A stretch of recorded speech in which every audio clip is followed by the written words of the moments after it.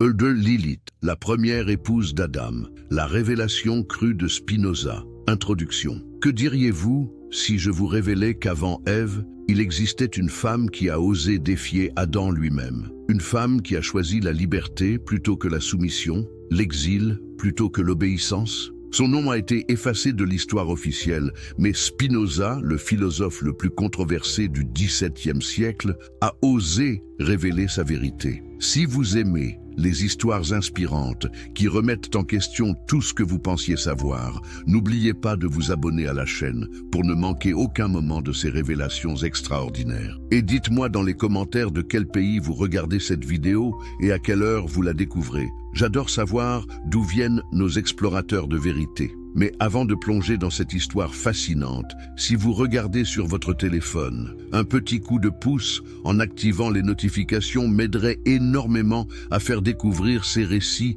à encore plus de personnes. Cela fait vraiment la différence. Alors, êtes-vous prêt à découvrir l'histoire de Lilith, la première épouse d'Adam que l'Église ne veut pas que vous connaissiez? Êtes-vous préparé à remettre en question des milliers d'années de traditions religieuses? Cette révélation pourrait changer à jamais votre perception de la création, de la féminité et de la liberté humaine. La femme qui vint avant Ève. Avez-vous déjà remarqué quelque chose d'étrange dans le livre de la Genèse? Pourquoi y a-t-il deux récits différents de la création de l'humanité? Dans le premier récit, au chapitre 1er, nous lisons « Dieu créa l'homme à son image, à l'image de Dieu il le créa, homme et femme il les créa. » Mais dans le second récit, au chapitre 2, nous découvrons une version complètement différente où Ève est créée à partir d'une côte d'Adam. Cette contradiction a tourmenté les théologiens pendant des siècles. Comment deux versions si différentes peuvent-elles coexister dans le même texte sacré? La réponse, mes amis, se trouve dans une histoire que l'establishment religieux a désespérément tenté de faire disparaître, l'histoire de Lilith. Qui était réellement cette femme mystérieuse dont le nom résonne encore dans les textes les plus anciens du judaïsme? Pour comprendre Lilith, nous devons remonter aux sources les plus primitives de la tradition hébraïque, bien avant que les scribes ne décident de réécrire l'histoire pour servir leurs propres objectifs politiques et sociaux. Dans les textes les plus anciens, notamment ceux retrouvés dans les manuscrits de la Mer Morte et dans les écrits apocryphes, nous trouvons des références à une première femme, créée en même temps qu'Adam, du même limon, de la même terre. Cette femme n'était pas une côte d'Adam, elle était son égale, formée de la même substance divine, dotée de la même essence spirituelle. Le nom Lilith lui-même révèle des secrets fascinants. En hébreu ancien, Lilith dérive de Laïl, qui signifie nuit, mais aussi de Lilitu, un terme akkadien désignant les esprits du vent nocturne. N'est-ce pas fascinant que son nom même évoque la liberté du vent et le mystère de la nuit, comme si son essence même était liée à l'indépendance et à l'insoumission? L'alphabet de Ben Siracida, un texte du Xe siècle, mais s'appuyant sur des traditions bien plus anciennes, nous raconte l'histoire complète. Selon ce récit, Lilith fut créée exactement comme Adam, du même limon terrestre, au même moment. Elle n'était ni sa servante, ni son appendice, ni sa propriété. Elle était son égale, en tout point. Mais voici où l'histoire devient vraiment révolutionnaire. Lilith refusa de se soumettre à Adam. Quand celui-ci exigea qu'elle accepte une position inférieure lors de leurs rapports intimes, Lilith répondit avec une question qui résonne encore aujourd'hui. « Pourquoi devrais-je me coucher en dessous de toi ? Nous avons été créés égaux et nous sommes tous deux issus de la terre. » Pouvez-vous imaginer l'audace de cette déclaration? Dans un monde où la hiérarchie était considérée comme l'ordre naturel des choses, une femme osait revendiquer l'égalité totale. Cette simple phrase contenait une révolution philosophique qui menaçait les fondements même de la société patriarcale en formation. Adam, selon le récit, ne put accepter cette égalité. Il fit appel à Dieu, se plaignant que sa compagne refusait d'obéir. Mais Lilith, loin de se soumettre, prit une décision qui changerait le cours de l'histoire humaine. Elle prononça le nom ineffable de Dieu, le tétragramme sacré, et s'éleva dans les airs, quittant le jardin d'Éden pour toujours. Qu'est-ce que cela signifie vraiment? Dans la tradition kabbalistique, connaître et prononcer le vrai nom de Dieu confère un pouvoir immense. Lilith ne s'enfuit pas par peur ou par faiblesse. Elle utilisa la connaissance divine elle-même pour revendiquer sa liberté. N'est-ce pas là le symbole ultime de l'émancipation intellectuelle et spirituelle? Elle s'installa près de la mer Rouge, dans un lieu que les textes décrivent comme étant peuplé de démons et d'esprits libres. Mais était-ce vraiment un territoire de démons ou simplement l'espace de tous ceux qui refusaient de se soumettre à l'ordre établi? Lilith devint la mère des esprits libres, des êtres qui choisissaient leur propre voie plutôt que d'accepter les chaînes dorées du paradis conditionnel. 3 anges furent envoyés pour la ramener, Sénoï, Sansenoï et Sémangelof. Ils la trouvèrent près de la mer Rouge et lui ordonnèrent de revenir auprès d'Adam. Sa réponse fut d'une clarté saisissante. Comment pourrais-je retourner vers Adam et vivre la vie paisible du jardin après avoir connu la mer Rouge? Cette phrase contient toute la philosophie de la liberté. Une fois que l'on a goûté à la vraie liberté, comment peut-on accepter de retourner à une existence confortable, mais limitée? Lilith avait fait l'expérience de quelque chose que même le paradis ne pouvait offrir. L'autonomie absolue, le droit de déterminer sa propre existence. Les anges la menacèrent alors d'une malédiction. 100 de ses enfants mourraient chaque jour si elle refusait de revenir. Mais même face à cette menace terrible, Lilith maintint sa position. Elle accepta la malédiction plutôt que de renoncer à sa liberté. N'y a-t-il pas là une leçon profonde sur le prix de l'authenticité? C'est alors qu'Adam reçut Ève, créée cette fois non pas de la terre, mais d'une de ses côtes. Voyez-vous la différence symbolique cruciale? Ève était littéralement une partie d'Adam, dépendante de lui par sa nature même, tandis que Lilith était une entité autonome, créée séparément et indépendamment. Cette substitution ne fut pas accidentelle. Elle représentait un choix conscient de remplacer l'égalité par la hiérarchie, l'indépendance par la dépendance, la liberté par la sécurité. Ève accepterait ce que Lilith avait refusé, une existence définie par sa relation à l'homme plutôt que par sa propre essence. Mais pourquoi cette histoire a-t-elle été si soigneusement effacée des textes canoniques? Pourquoi les autorités religieuses ont-elles choisi de préserver l'histoire d'Ève tout en supprimant celle de Lilith? La réponse est évidente. Lilith représentait un modèle trop dangereux pour les structures de pouvoir en formation. Imaginez l'impact qu'aurait eu cette histoire si elle avait été préservée dans les textes sacrés principaux. Chaque femme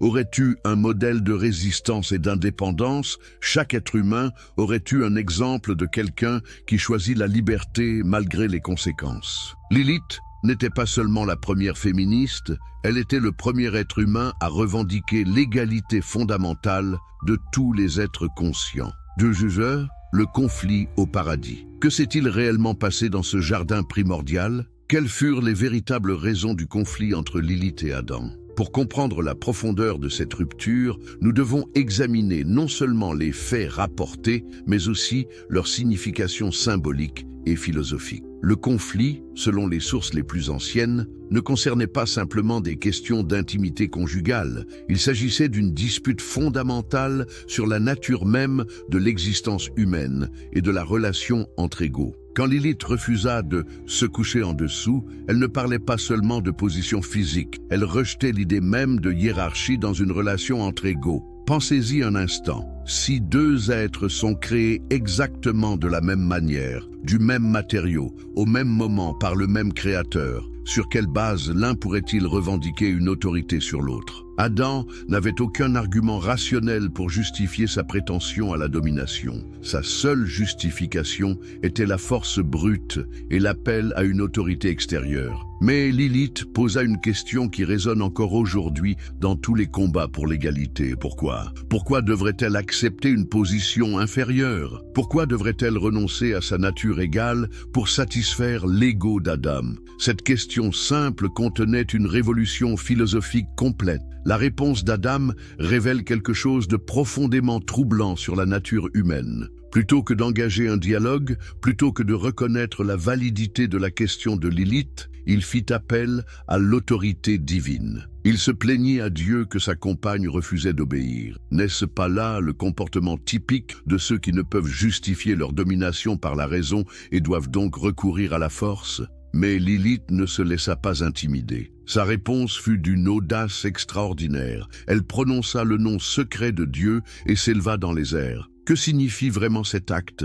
Dans la tradition kabbalistique, le vrai nom de Dieu représente la connaissance ultime, le pouvoir créateur lui-même. En prononçant ce nom, Lilith ne commit pas un acte de rébellion. Elle revendiqua son droit divin à la connaissance et à l'autonomie. Réfléchissez à la symbolique de cette scène. Pendant qu'Adam court se plaindre à l'autorité parentale, Lilith accède directement à la source du pouvoir divin. Qui fait preuve de plus de maturité spirituelle? Qui démontre une compréhension plus profonde de la nature divine? Son départ vers la mer Rouge n'était pas une fuite honteuse, c'était une déclaration d'indépendance, le premier acte d'émancipation de l'histoire humaine. La mer Rouge, dans la symbolique hébraïque, représente la transformation, le passage d'un état à un autre. C'est là que les Hébreux ont traversé pour échapper à l'esclavage égyptien. Lilith choisit ce lieu pour sa propre libération, établissant un parallèle symbolique profond. Mais que fit-elle exactement près de cette mer Rouge? Les textes nous disent qu'elle s'unit aux démons et aux esprits. Mais qui étaient ces démons? Étaient-ils vraiment des créatures maléfiques ou simplement d'autres êtres qui avaient choisi la liberté plutôt que la soumission? Dans de nombreuses traditions anciennes, les démons ne sont que des esprits libres qui refusent d'obéir aux autorités établies. Lilith devint la mère de ces esprits libres. Chaque jour, elle donnait naissance à 100 enfants, symbole peut-être de nouvelles idées, de nouvelles possibilités, de nouvelles façons d'être qui naissaient de sa liberté créatrice. N'est-ce pas magnifique de penser que la liberté elle-même soit créatrice, génératrice de nouvelles possibilités? Quand les 3 anges, Sénoï, Sansénoï et Sémanguélof, furent envoyés pour la ramener, leur mission révèle beaucoup sur la nature du pouvoir établi. Ces anges ne vinrent pas avec des arguments rationnels ou des propositions de compromis. Ils vinrent avec des menaces et des ultimatums. « Reviens ou tes enfants mourront ». La réponse de Lilith à cette menace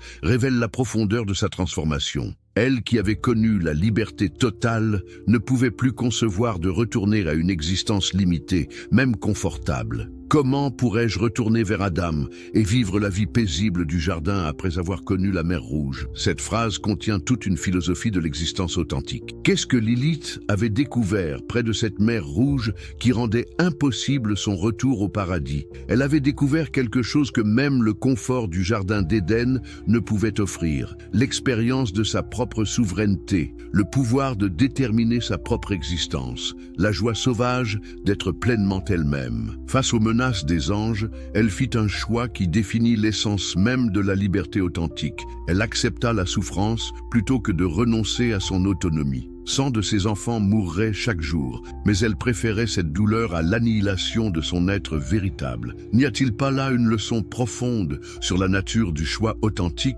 La vraie liberté n'est pas l'absence de conséquences, c'est la capacité d'accepter les conséquences de nos choix ratés que de renoncer à notre authenticité. Lilith comprit que certaines choses valent plus que la sécurité ou même que la vie, l'intégrité de l'être, le droit d'exister selon sa propre nature. Son refus final de revenir au jardin établit un précédent qui résonne encore aujourd'hui. Elle fut le premier être dans l'histoire à choisir consciemment l'incertitude de la liberté plutôt que la sécurité de la soumission. Cette décision fit d'elle non seulement la première féministe, mais la première existentialiste, la première à comprendre que l'existence précède l'essence et que nous sommes condamnés à être libres. Mais l'histoire ne s'arrête pas là. Le départ de Lilith créa un vide que Dieu dut combler. Et comment choisit-il de le combler? En créant Ève, non pas comme égale d'Adam, mais comme sa dépendante, formée de sa côte, définie par sa relation à lui plutôt que par sa propre essence. Cette substitution révèle une vérité troublante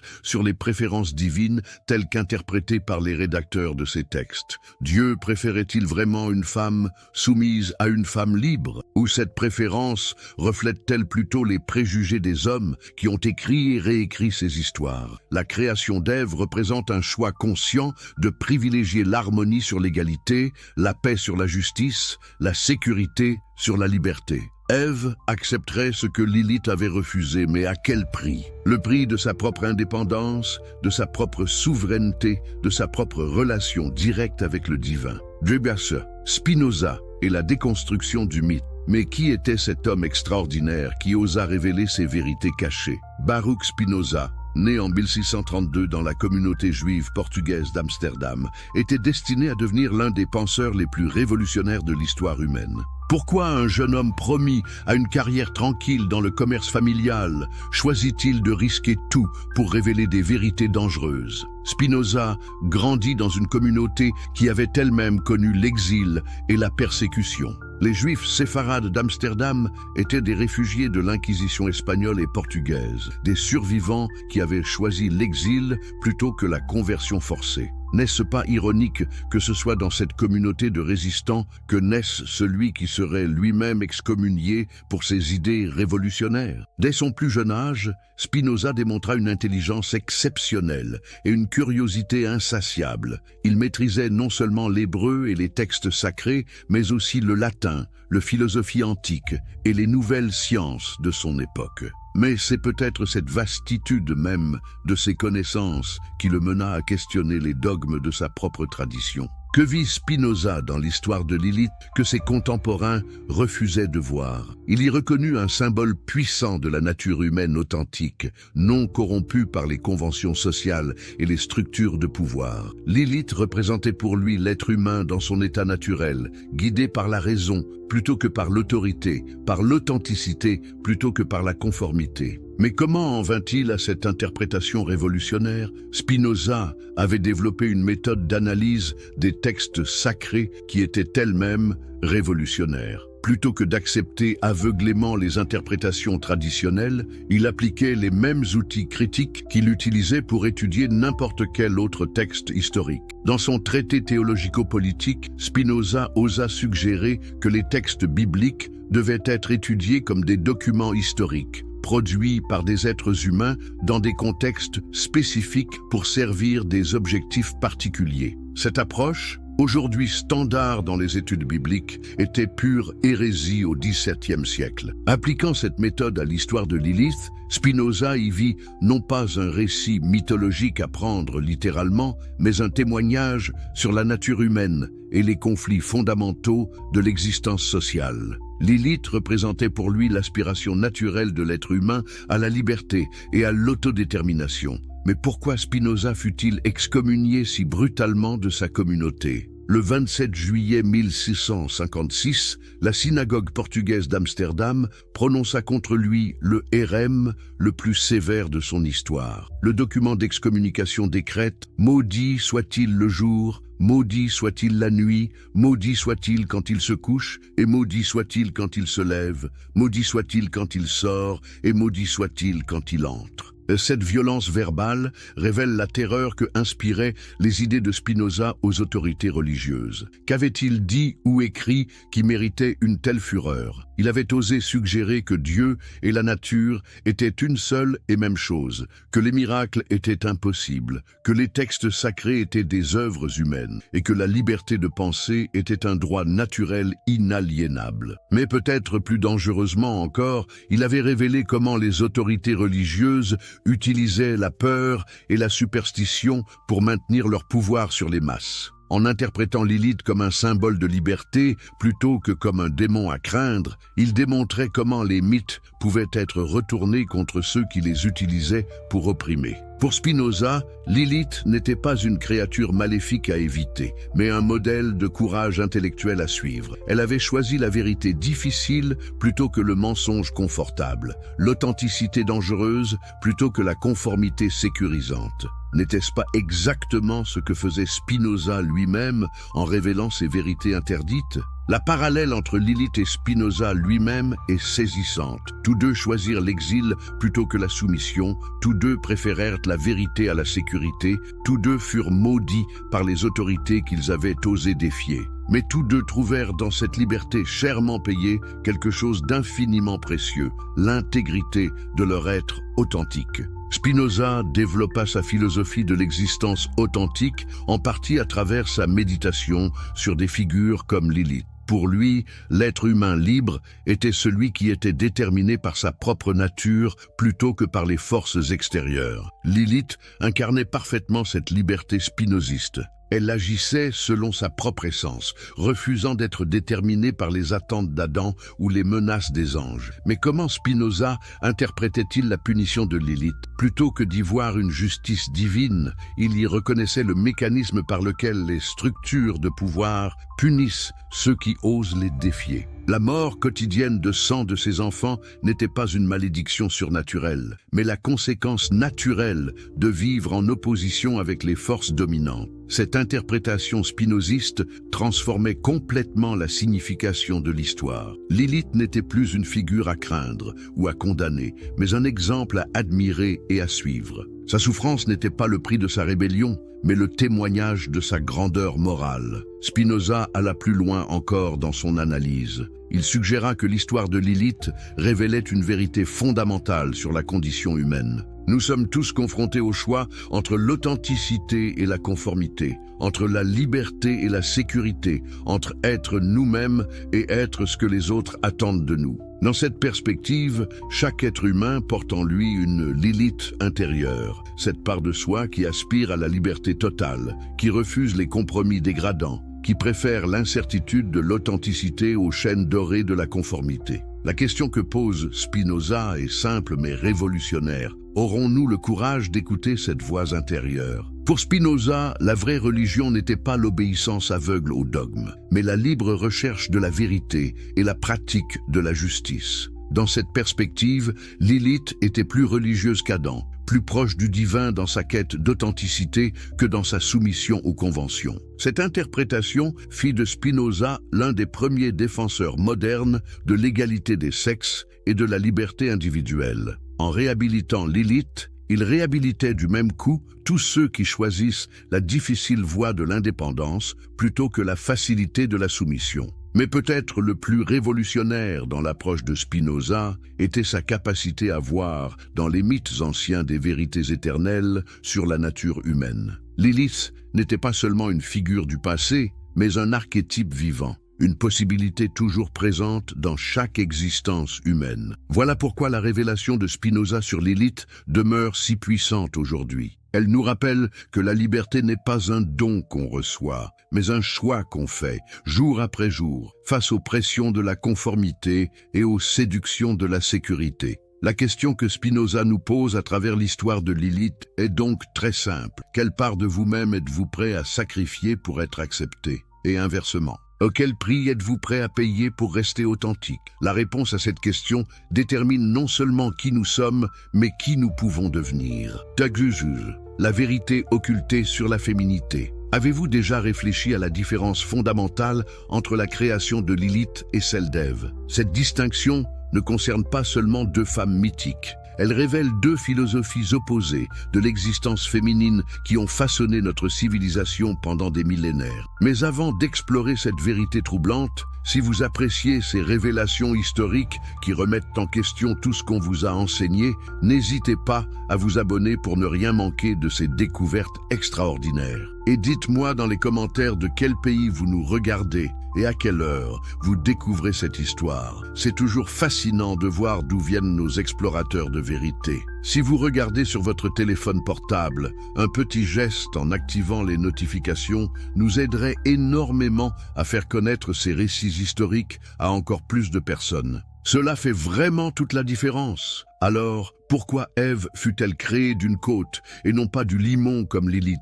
Cette question apparemment anodine cache une révolution conceptuelle qui a déterminé le sort des femmes pendant des siècles. Quand les rédacteurs bibliques décidèrent de remplacer l'histoire de Lilith par celle d'Ève, ils ne changeaient pas simplement un personnage, ils redéfinissaient la nature même de la féminité.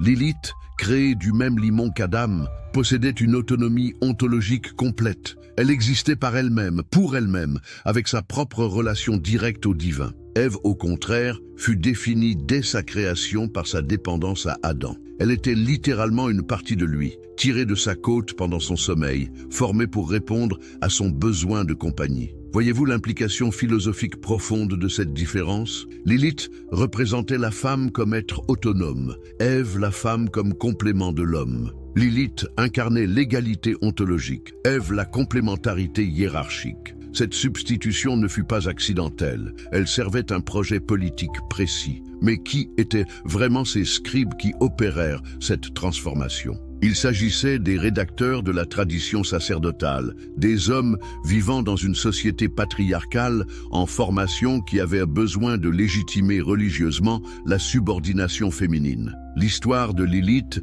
constituait un obstacle majeur à ce projet. Comment justifier l'infériorité des femmes si la première femme était égale à l'homme? La solution fut radicale. Effacer Lilith de l'histoire officielle et la remplacer par Ève, créée spécifiquement pour être dépendante. Cette opération de réécriture historique fut si efficace que pendant des siècles, la plupart des gens ignorèrent complètement l'existence de Lilith. Mais examinons plus attentivement le symbolisme de cette côte. Pourquoi les rédacteurs choisirent-ils précisément cette partie du corps d'Adam?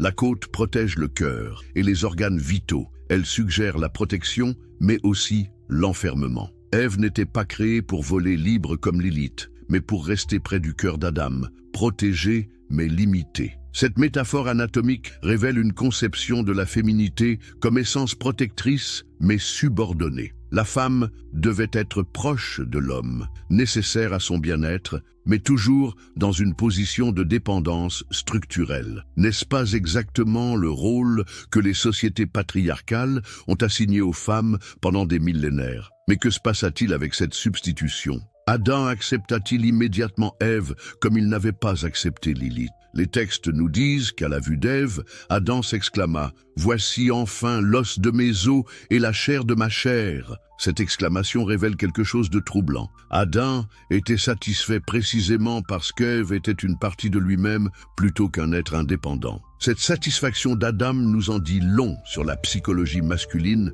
telle que comprise par les rédacteurs bibliques. L'homme ne désirait pas une égale avec qui partager l'existence. Il voulait un reflet de lui-même, une extension de sa propre identité. Lilith l'avait défié, Ève le confirmait. Mais quel fut le prix de cette harmonie apparente? Ève apporta la paix au jardin, mais au prix de sa propre souveraineté. Elle accepta ce que Lilith avait refusé, définir son existence en fonction d'Adam plutôt qu'en fonction d'elle-même. Cette acceptation inaugurait un modèle de féminité qui persisterait pendant des millénaires. Pourtant, même Ève ne put échapper complètement à l'héritage de Lilith. Quand le serpent la tenta dans le jardin, n'était-ce pas l'esprit de Lilith qui parlait à travers lui? Vous serez comme des dieux, connaissant le bien et le mal. Cette promesse de connaissance et d'autonomie résonnait avec quelque chose de profond dans la nature humaine, quelque chose que Lilith avait incarné complètement. La chute d'Ève peut être interprétée comme le retour refoulé de Lilith.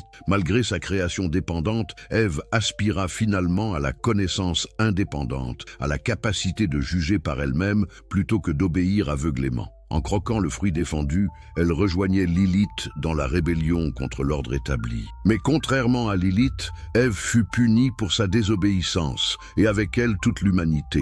Cette différence de traitement révèle une vérité troublante. Les autorités religieuses étaient prêtes à pardonner la soumission initiale d'Ève, mais pas sa rébellion tardive. Lilith, qui avait choisi la liberté dès le début, était moins dangereuse qu'Ève, qui découvrait la liberté après avoir goûté à la dépendance. Cette dynamique nous éclaire sur la véritable nature de la peur patriarcale. Ce qui terrifie le système patriarcal n'est pas tant la femme qui naît libre que celle qui découvre sa liberté après avoir été socialisée dans la dépendance. Ève représentait cette menace existentielle, la possibilité que toute femme, même la plus soumise, puisse un jour revendiquer son autonomie. Carl Jung, le grand psychanalyste, identifia plus tard cette dynamique dans ce qu'il appela l'anima et l'animus. Pour Jung, Lilith représentait l'aspect non domestiqué de l'anima, la partie de la psyché féminine que les sociétés patriarcales tentent désespérément de contrôler ou de supprimer. Dans cette perspective jungienne,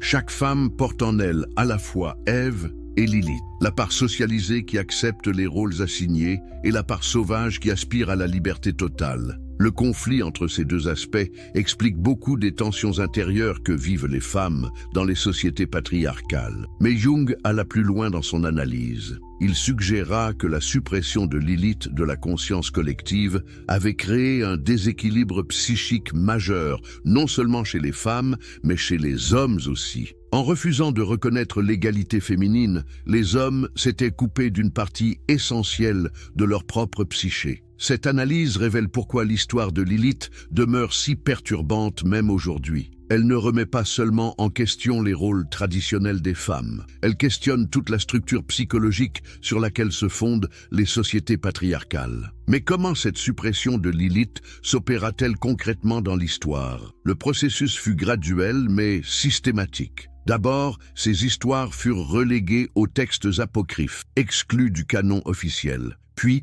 elle fut progressivement transformée de femme libre en démon malveillant. Cette transformation démonologique de Lilith révèle un mécanisme psychologique fondamental. Et quand une société ne peut tolérer une réalité, elle la transforme en monstre. Lilith ne pouvait être ni acceptée ni ignorée. Elle fut donc diabolisée. Dans les traditions postérieures, Lilith devint successivement un vampire qui tue les nouveau-nés, une séductrice qui vole l'énergie vitale des hommes, un démon de la nuit qui hante les rêves. Chacune de ces transformations révèle une peur spécifique liée à la féminité indépendante. La peur qu'elle tue les enfants révèle l'angoisse patriarcale face à une maternité non contrôlée. Si les femmes décident indépendamment d'avoir ou non des enfants, que devient le contrôle masculin de la reproduction? Lilith, qui avait refusé de se soumettre à Adam, représentait cette terrifiante possibilité d'une maternité autonome. La peur qu'elle séduise les hommes révèle l'angoisse face à la sexualité féminine indépendante. Une femme qui choisit ses partenaires selon ses propres désirs plutôt que selon les arrangements sociaux menace tout l'ordre patriarcal. Lilith incarnait cette sexualité féminine libre et donc dangereuse. La peur qu'elle hante les rêves révèle peut-être la terreur la plus profonde, celle que la vérité sur l'égalité fondamentale ressurgisse dans l'inconscient, même quand elle est supprimée au niveau conscient. Lilith, dans les rêves, représentait le retour du refoulé collectif, mais cette diabolisation eut un effet inattendu. Plutôt que de faire disparaître Lilith, elle la préserva dans la culture populaire. Les démons survivent souvent mieux au bouleversement historique que les saints. En transformant Lilith en figure démoniaque, les autorités religieuses assurèrent paradoxalement sa survie. L'héritage interdit de Lilith. Comment une figure si soigneusement effacée de l'histoire officielle a-t-elle pu survivre et même prospérer dans les marges de la culture occidentale? L'héritage de Lilith révèle quelque chose de fascinant sur la capacité des idées dangereuses à persister malgré tous les efforts pour les supprimer. Mais qui furent ces gardiens secrets de sa mémoire? Et pourquoi risquèrent-ils la persécution pour préserver son histoire? La survie de Lilith, dans la tradition ésotérique occidentale, constitue l'une des histoires les plus remarquables de résistance culturelle. Alors que les autorités religieuses officielles tentaient d'effacer toute trace de la première épouse d'Adam, des cercles secrets d'érudits, d'artistes et de mystiques préservaient soigneusement sa mémoire. Dans la Kabbale médiévale, Lilith occupa une place centrale que les rabbins orthodoxes préféraient ignorer. Le Zohar, ce texte fondamental de la mystique juive, contient de nombreuses références à Lilith qui révèlent une compréhension sophistiquée de sa signification symbolique. Mais pourquoi les kabbalistes préservèrent-ils cette figure que leurs contemporains voulaient oublier? Pour les mystiques juifs, Lilith représentait quelque chose d'essentiel qui manquait dans la théologie officielle. La reconnaissance que la divinité elle-même contenait des aspects féminins, indépendants et puissants. Elle n'était pas seulement la première femme rebelle, mais un aspect de la Shekinah, la présence divine féminine en exil. Cette interprétation kabbalistique transformait complètement la signification de l'histoire de Lilith. Son exil du Jardin d'Éden ne représentait plus seulement sa rébellion personnelle, mais l'exil de l'aspect féminin du divin lui-même. Sa souffrance devenait le symbole de la séparation tragique entre les principes masculins et féminins au cœur de l'existence. Mais comment cette tradition secrète influença-t-elle la culture européenne plus large? À travers les réseaux complexes de la Renaissance hermétique, les idées kabbalistiques sur Lilith pénétrèrent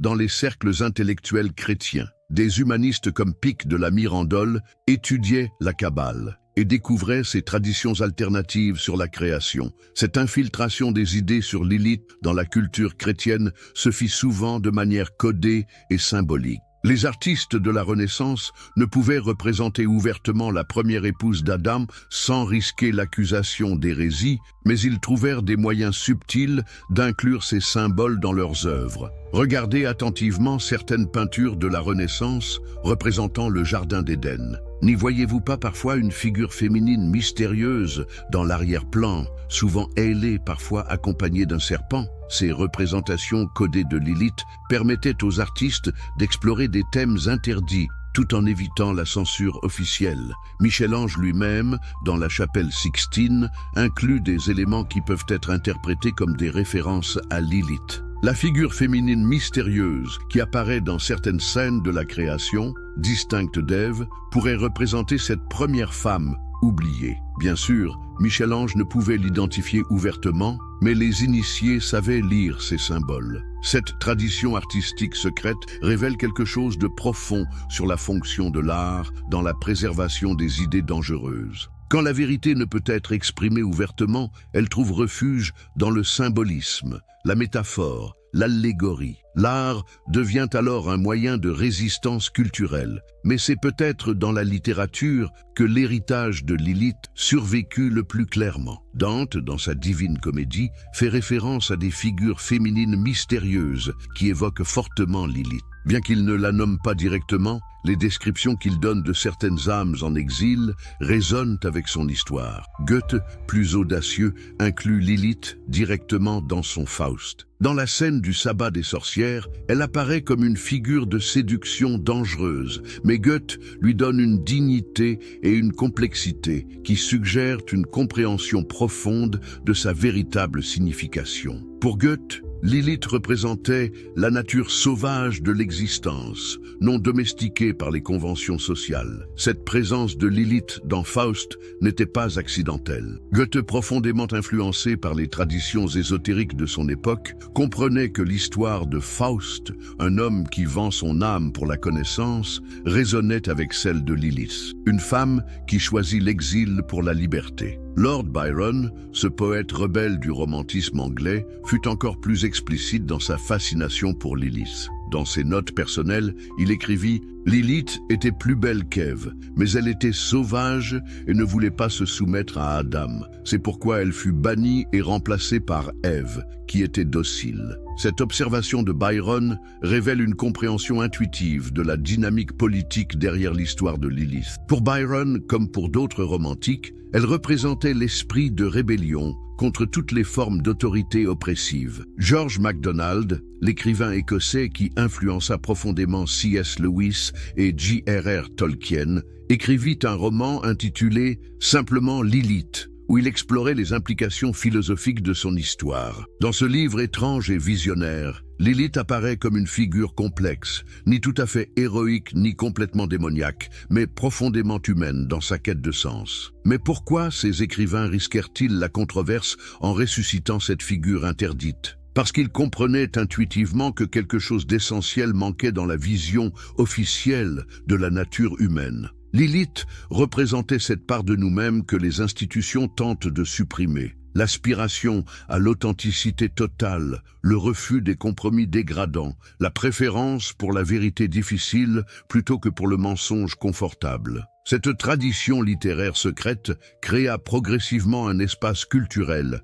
où les idées de Lilith pouvaient survivre et évoluer. Chaque génération d'écrivains et d'artistes redécouvrait son histoire et la réinterprétait selon les besoins de leur époque. Au XIXe siècle, avec l'émergence des premiers mouvements féministes, Lilith commença à être redécouverte non plus seulement comme figure littéraire, mais comme symbole politique. Des pionnières comme Elizabeth Cady Stanton virent en elle un modèle de résistance féminine qui avait été délibérément effacé de l'histoire. Cette redécouverte politique de Lilith révèle quelque chose de fascinant sur la manière dont les mythes anciens peuvent acquérir de nouvelles significations. Ce qui avait été préservé comme curiosité ésotérique devient soudain un outil de transformation sociale. Mais cette transformation ne fut pas sans résistance. L'establishment religieux réagit violemment à cette résurrection de Lilith. Des sermons furent prononcés contre l'hérésie de Lilith, des livres furent censurés, des conférences interdites.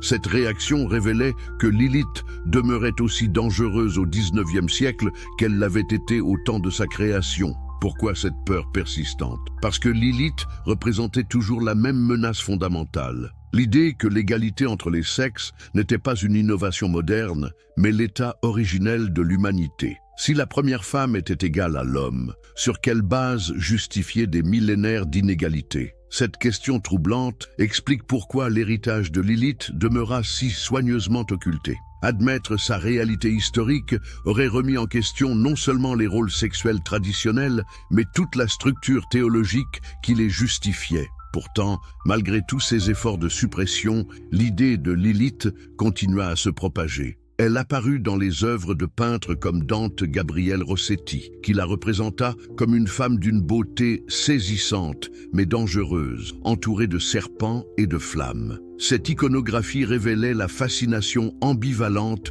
de l'époque victorienne pour la féminité indépendante. Au XXe siècle, avec l'émergence de la psychanalyse, Lilith acquit de nouvelles dimensions de signification. Jung, comme nous l'avons vu, l'interpréta comme un archétype de l'inconscient collectif. Freud, plus prudent, évita largement de parler d'elle, mais ses disciples explorèrent les implications de son histoire pour la compréhension de la sexualité féminine. Cette psychologisation de Lilith révéla quelque chose d'important. Son histoire ne concernait pas seulement l'histoire ancienne ou la théologie, mais la structure même de la psyché humaine. Elle représentait des aspects de l'expérience humaine qui ne pouvaient être supprimés sans conséquences psychologiques graves. De Berure, conclusion finale. Nous voici arrivés au terme de cette exploration extraordinaire de l'une des histoires les plus censurées de l'humanité. Mais que nous révèle finalement l'histoire de Lilith sur nous-mêmes, sur notre époque, sur les choix fondamentaux qui définissent une existence authentique et surtout, pourquoi cette figure vieille de millénaires continue-t-elle à nous interpeller avec une force si troublante? Spinoza nous a enseigné que la vérité n'a pas besoin de nos permissions pour exister. Elle se manifeste par sa propre puissance, malgré tous les efforts pour la supprimer. L'histoire de Lilith illustre parfaitement cette leçon spinoziste. Malgré des siècles de censure, de diabolisation et d'oubli délibéré, son récit a ressurgi avec une force renouvelée, comme si les idées vraiment puissantes portaient en elles leur propre garantie de survie. Mais qu'est-ce qui rend cette histoire si indestructible? Pourquoi, après tant de tentatives pour l'effacer, continue-t-elle à hanter notre imaginaire collectif? La réponse réside peut-être dans le fait que Lilith ne représente pas seulement un personnage mythologique, mais une possibilité permanente de l'existence humaine, le choix de l'authenticité, malgré les conséquences. Chaque fois qu'un être humain choisit la vérité difficile plutôt que le mensonge confortable, il incarne quelque chose de l'esprit de Lilith. Chaque fois qu'une personne refuse de sacrifier son intégrité pour obtenir l'acceptation sociale, elle marche sur les traces de cette première rebelle. Chaque fois que quelqu'un préfère l'incertitude de la liberté à la sécurité de la soumission, l'héritage de Lilith se perpétue. Cette universalité de son message explique pourquoi son histoire transcende les époques et les cultures. Lilith n'appartient pas seulement au passé. Elle représente un choix que chaque génération, chaque individu doit affronter à nouveau. Serons-nous Adam, exigeant la soumission de nos égaux? Serons-nous Ève, acceptant initialement la dépendance, mais découvrant plus tard le goût de la liberté? Ou aurons-nous le courage d'être Lilith, choisissant l'authenticité dès le début, quelles qu'en soient les conséquences? Spinoza, ce philosophe excommunié qui osa révéler ses vérités interdites, nous a montré par son propre exemple ce que signifie choisir le chemin de Lilith. Comme elle, il fut banni de sa communauté pour avoir refusé de conformer sa pensée aux dogmes établis. Comme elle, il préféra l'exil à la compromission. Comme elle, il découvrit dans cette liberté chèrement payée quelque chose d'infiniment précieux, l'intégrité de son être authentique. Mais la leçon de Spinoza va plus loin encore. Il nous a enseigné que la liberté authentique n'est pas l'absence de contraintes, mais la capacité d'être déterminé par sa propre nature, plutôt que par les forces extérieures. Lilith incarnait parfaitement cette liberté spinoziste. Elle agissait selon son essence profonde, refusant d'être déformée par les attentes d'autrui. Cette conception de la liberté révèle pourquoi l'histoire de Lilith demeure si révolutionnaire. Elle ne prône pas l'anarchie ou le chaos, mais quelque chose de plus radical encore. L'authenticité absolue, la fidélité totale à sa propre nature, même quand cette fidélité exige des sacrifices douloureux.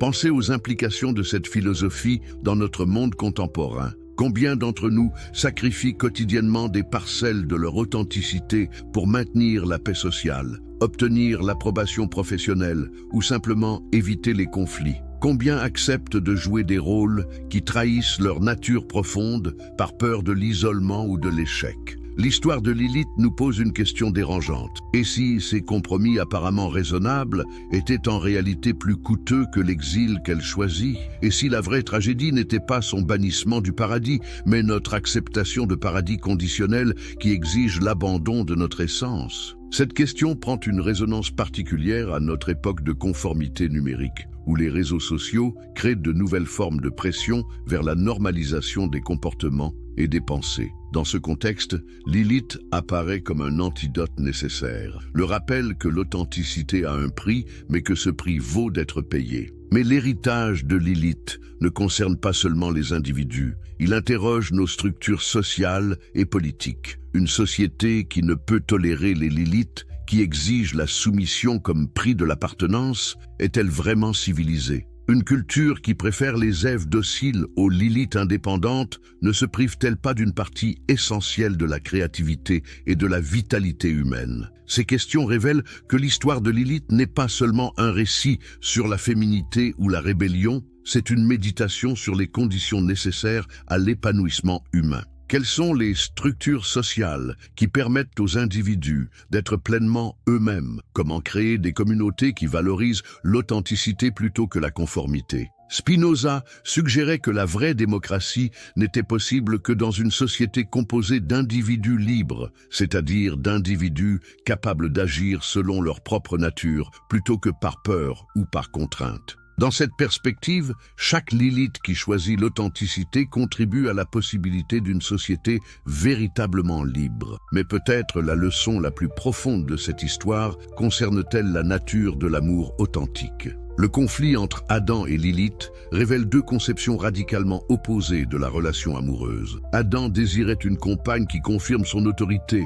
Lilith cherchait un partenaire qui respecte son égalité. Cette tension persiste dans toutes les relations humaines. Aimons-nous l'autre pour ce qu'il est vraiment ou pour ce qu'il nous apporte? L'histoire de Lilith suggère que l'amour authentique ne peut exister qu'entre égaux, que toute relation fondée sur la domination ou la soumission porte en elle les germes de sa propre destruction. Cette vérité, si elle était pleinement acceptée, révolutionnerait non seulement les relations entre les sexes, mais toutes les formes de relations humaines. En ce sens, Lilith n'était pas seulement la première féministe, elle était la première théoricienne de l'amour authentique, celui qui respecte et célèbre l'intégrité de l'autre plutôt que de chercher à la contrôler ou à la modifier. Cette compréhension de l'amour comme rencontre entre égaux libres révèle pourquoi son histoire demeure si perturbante pour les structures patriarcales. Elle ne remet pas seulement en question l'autorité masculine, elle propose un modèle alternatif de relation qui rendrait cette autorité non seulement inutile, mais indésirable. Alors, que faire de cet héritage extraordinaire? Comment honorer la mémoire de Lilith dans nos propres vies? La réponse ne réside pas dans l'imitation littérale de ses choix, mais dans l'adoption de son principe fondamental, la priorité absolue donnée à l'authenticité sur l'acceptation, à la vérité sur la sécurité, à l'intégrité sur le confort. Cela ne signifie pas rechercher le conflit pour lui-même, mais accepter qu'il puisse être le prix de la fidélité à soi-même. Cela ne signifie pas rejeter toute forme de communauté, mais refuser celle qui exige l'abandon de notre essence comme prix de l'appartenance. Dans cette perspective, chaque acte authentique devient un hommage à Lilith. Chaque refus de compromission dégradante perpétue son héritage. Chaque choix courageux de la vérité difficile honore sa mémoire. L'histoire de Lilith nous enseigne finalement que la liberté n'est pas un état que l'on atteint une fois pour toutes,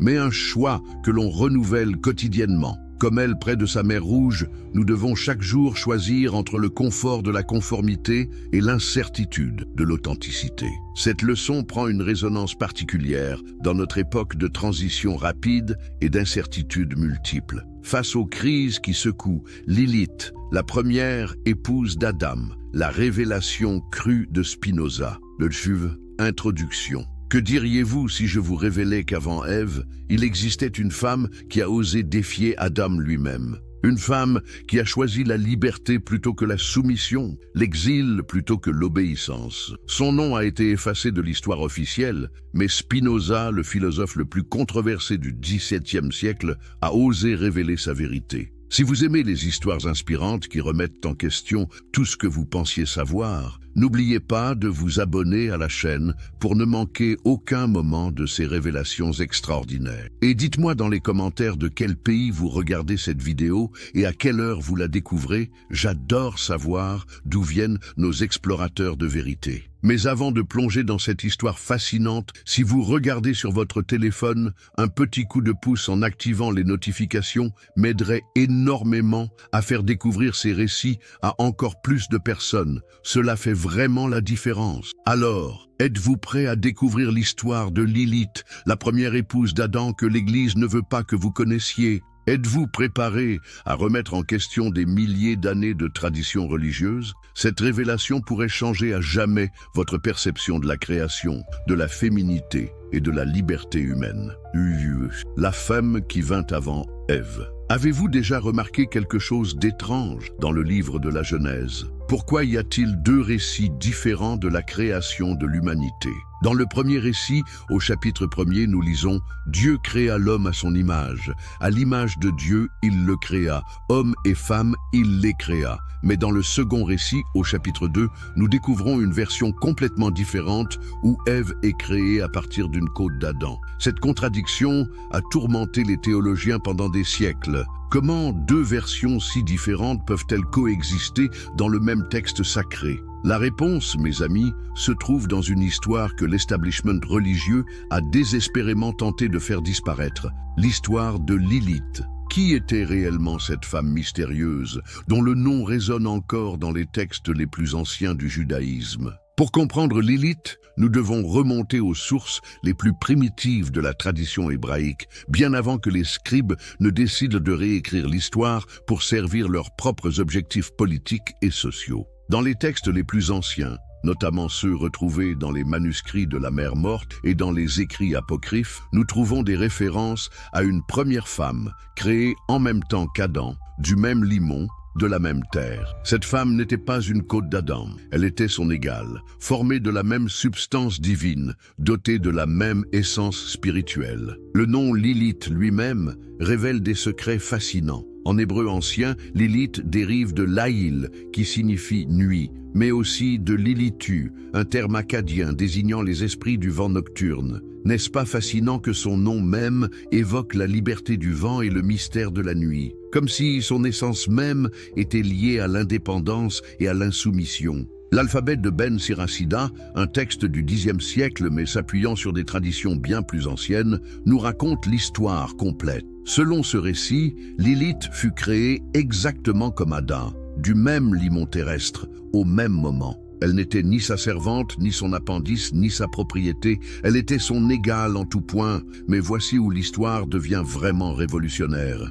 Lilith refusa de se soumettre à Adam. Quand celui-ci exigea qu'elle accepte une position inférieure lors de leurs rapports intimes, Lilith répondit avec une question qui résonne encore aujourd'hui. « Pourquoi devrais-je me coucher en dessous de toi ? Nous avons été créés égaux et nous sommes tous deux issus de la terre. » Pouvez-vous imaginer l'audace de cette déclaration? Dans un monde où la hiérarchie était considérée comme l'ordre naturel des choses, une femme osait revendiquer l'égalité totale. Cette simple phrase contenait une révolution philosophique qui menaçait les fondements même de la société patriarcale en formation. Adam, selon le récit, ne put accepter cette égalité. Il fit appel à Dieu, se plaignant que sa compagne refusait d'obéir. Mais Lilith, loin de se soumettre, prit une décision qui changerait le cours de l'histoire humaine. Elle prononça le nom ineffable de Dieu, le tétragramme sacré, et s'éleva dans les airs, quittant le jardin d'Éden pour toujours. Qu'est-ce que cela signifie vraiment? Dans la tradition kabbalistique, connaître et prononcer le vrai nom de Dieu confère un pouvoir immense.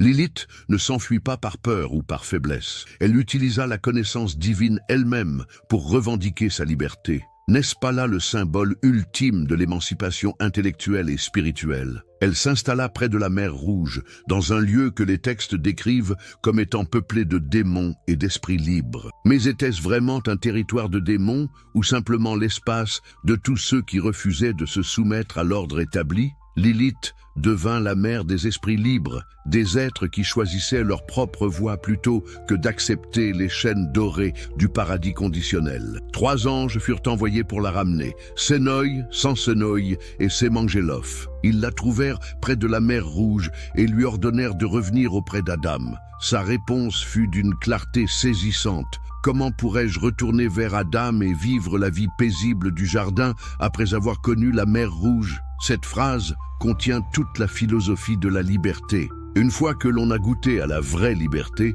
comment peut-on accepter de retourner à une existence confortable, mais limitée? Lilith avait fait l'expérience de quelque chose que même le paradis ne pouvait offrir, l'autonomie absolue, le droit de déterminer sa propre existence. Les anges la menacèrent alors d'une malédiction. 100 de ses enfants mourraient chaque jour si elle refusait de revenir. Mais même face à cette menace terrible, Lilith maintint sa position. Elle accepta la malédiction plutôt que de renoncer à sa liberté. N'y a-t-il pas là une leçon profonde sur le prix de l'authenticité? C'est alors qu'Adam reçut Ève, créée cette fois non pas de la terre, mais d'une de ses côtes. Voyez-vous la différence symbolique cruciale? Ève était littéralement une partie d'Adam, dépendante de lui par sa nature même, tandis que Lilith était une entité autonome, créée séparément et indépendamment. Cette substitution ne fut pas accidentelle. Elle représentait un choix conscient de remplacer l'égalité par la hiérarchie, l'indépendance par la dépendance, la liberté par la sécurité. Ève accepterait ce que Lilith avait refusé, une existence définie par sa relation à l'homme plutôt que par sa propre essence. Mais pourquoi cette histoire a-t-elle été si soigneusement effacée des textes canoniques? Pourquoi les autorités religieuses ont-elles choisi de préserver l'histoire d'Ève tout en supprimant celle de Lilith? La réponse est évidente. Lilith représentait un modèle trop dangereux pour les structures de pouvoir en formation. Imaginez l'impact qu'aurait eu cette histoire si elle avait été préservée dans les textes sacrés principaux. Chaque femme aurait eu un modèle de résistance et d'indépendance, chaque être humain aurait eu un exemple de quelqu'un qui choisit la liberté malgré les conséquences. Lilith n'était pas seulement la première féministe, elle était le premier être humain à revendiquer l'égalité fondamentale de tous les êtres conscients. De Jugeur,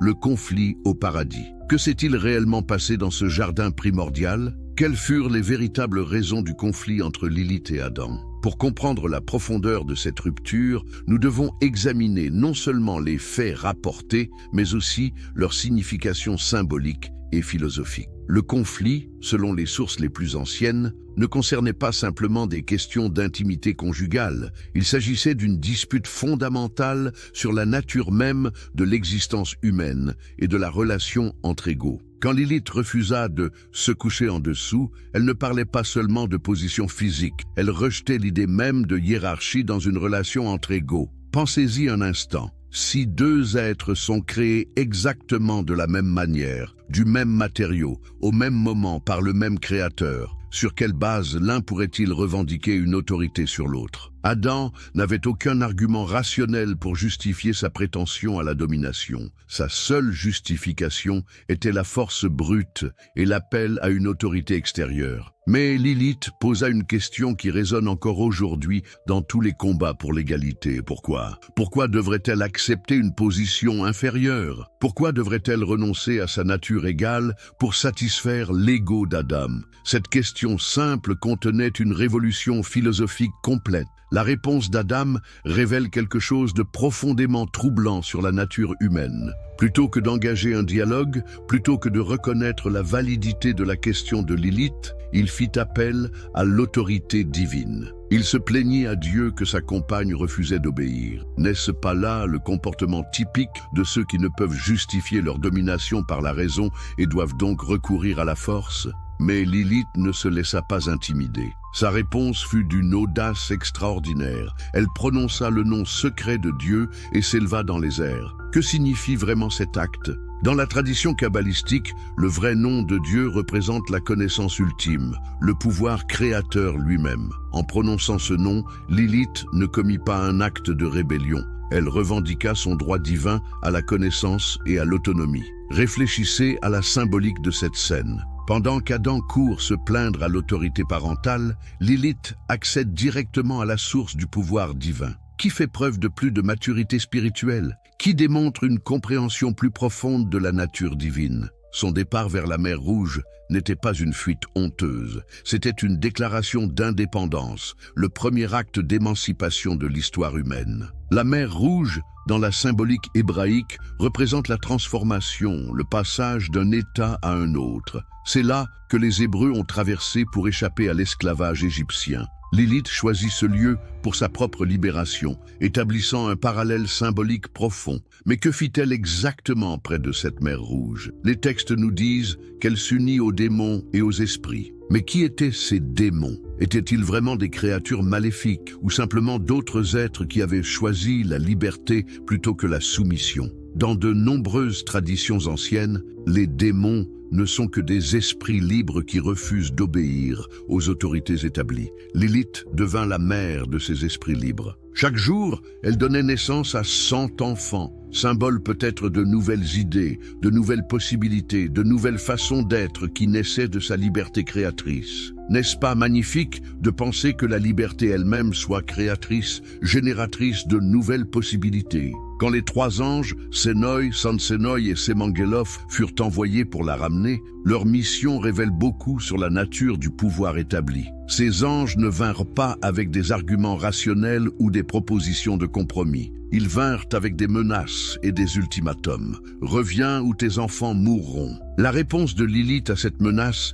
révèle la profondeur de sa transformation. Elle, qui avait connu la liberté totale, ne pouvait plus concevoir de retourner à une existence limitée, même confortable. Comment pourrais-je retourner vers Adam et vivre la vie paisible du jardin après avoir connu la mer Rouge? Cette phrase contient toute une philosophie de l'existence authentique. Qu'est-ce que Lilith avait découvert près de cette mer Rouge qui rendait impossible son retour au paradis? Elle avait découvert quelque chose que même le confort du jardin d'Éden ne pouvait offrir, l'expérience de sa propre souveraineté, le pouvoir de déterminer sa propre existence, la joie sauvage d'être pleinement elle-même. Face aux menaces des anges, elle fit un choix qui définit l'essence même de la liberté authentique. Elle accepta la souffrance plutôt que de renoncer à son autonomie. 100 de ses enfants mourraient chaque jour, mais elle préférait cette douleur à l'annihilation de son être véritable. N'y a-t-il pas là une leçon profonde sur la nature du choix authentique?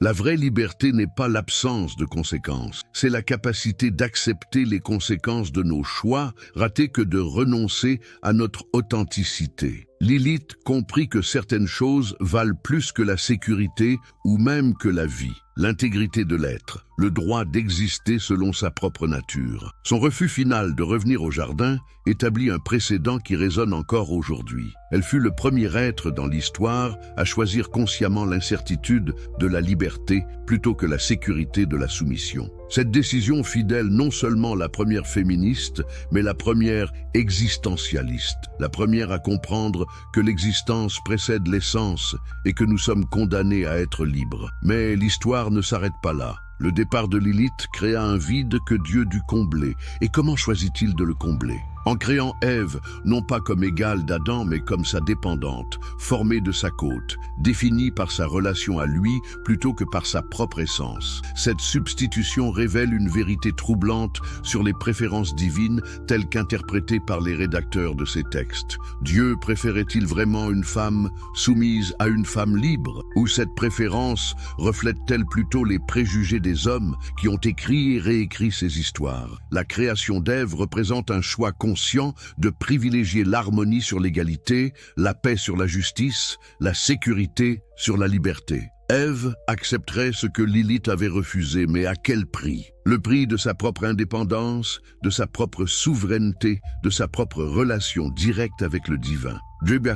Spinoza et la déconstruction du mythe. Mais qui était cet homme extraordinaire qui osa révéler ces vérités cachées? Baruch Spinoza, né en 1632 dans la communauté juive portugaise d'Amsterdam, était destiné à devenir l'un des penseurs les plus révolutionnaires de l'histoire humaine. Pourquoi un jeune homme promis à une carrière tranquille dans le commerce familial choisit-il de risquer tout pour révéler des vérités dangereuses? Spinoza grandit dans une communauté qui avait elle-même connu l'exil et la persécution. Les Juifs séfarades d'Amsterdam étaient des réfugiés de l'Inquisition espagnole et portugaise, des survivants qui avaient choisi l'exil plutôt que la conversion forcée. N'est-ce pas ironique que ce soit dans cette communauté de résistants que naisse celui qui serait lui-même excommunié pour ses idées révolutionnaires? Dès son plus jeune âge, Spinoza démontra une intelligence exceptionnelle et une curiosité insatiable. Il maîtrisait non seulement l'hébreu et les textes sacrés, mais aussi le latin, la philosophie antique et les nouvelles sciences de son époque. Mais c'est peut-être cette vastitude même de ses connaissances qui le mena à questionner les dogmes de sa propre tradition. Que vit Spinoza dans l'histoire de Lilith que ses contemporains refusaient de voir? Il y reconnut un symbole puissant de la nature humaine authentique, non corrompue par les conventions sociales et les structures de pouvoir. Lilith représentait pour lui l'être humain dans son état naturel, guidé par la raison plutôt que par l'autorité, par l'authenticité plutôt que par la conformité. Mais comment en vint-il à cette interprétation révolutionnaire? Spinoza avait développé une méthode d'analyse des textes sacrés qui était elle-même révolutionnaire. Plutôt que d'accepter aveuglément les interprétations traditionnelles, il appliquait les mêmes outils critiques qu'il utilisait pour étudier n'importe quel autre texte historique. Dans son traité théologico-politique, Spinoza osa suggérer que les textes bibliques devaient être étudiés comme des documents historiques, produits par des êtres humains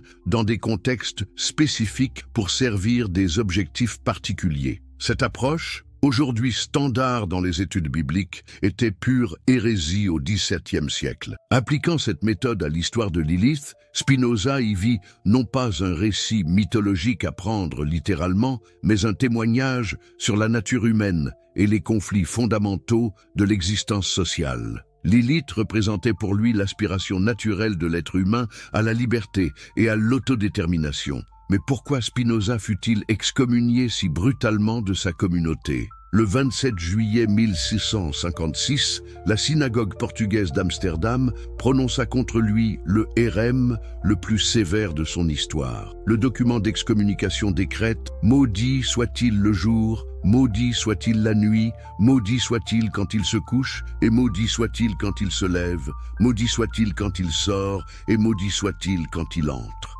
Cette violence verbale révèle la terreur que inspiraient les idées de Spinoza aux autorités religieuses. Qu'avait-il dit ou écrit qui méritait une telle fureur? Il avait osé suggérer que Dieu et la nature étaient une seule et même chose, que les miracles étaient impossibles, que les textes sacrés étaient des œuvres humaines et que la liberté de penser était un droit naturel inaliénable. Mais peut-être plus dangereusement encore, il avait révélé comment les autorités religieuses utilisaient la peur et la superstition pour maintenir leur pouvoir sur les masses. En interprétant Lilith comme un symbole de liberté plutôt que comme un démon à craindre, il démontrait comment les mythes pouvaient être retournés contre ceux qui les utilisaient pour opprimer. Pour Spinoza, Lilith n'était pas une créature maléfique à éviter, mais un modèle de courage intellectuel à suivre. Elle avait choisi la vérité difficile plutôt que le mensonge confortable, l'authenticité dangereuse plutôt que la conformité sécurisante. N'était-ce pas exactement ce que faisait Spinoza lui-même en révélant ses vérités interdites?